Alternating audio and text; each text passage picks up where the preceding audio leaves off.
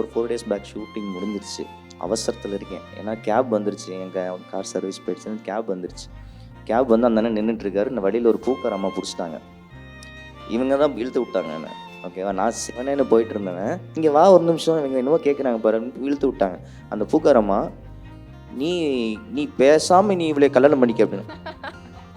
பேசாமல் நான் கல்யாணம் பண்ணிக்க, ஏங்க கேப் விட்டுட்டு என்னை வந்து இங்கே நிற்க வச்சு பேசிட்டு, அப்புறம் அவங்க பேசுகிறாங்க, நீ மரியாதையாக கல்யாணம் பண்ணிடு, இல்லைன்னு வச்சுக்கவேன் அப்படின்னாங்க.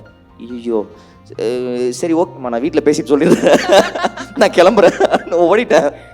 ஸோ அந்தளவுக்கு வந்து அவங்க அதில் நம்ம என்ன எடுத்துக்கணுன்னா, அவ்வளோ தூரம் அவங்க திட்டுறாங்க பார்த்தீங்களா, அவங்க வீட்டு பையனாக நினச்சி திட்டுறாங்க, அவங்க வீட்டு பொண்ணாக நினச்சி திட்டுறாங்க.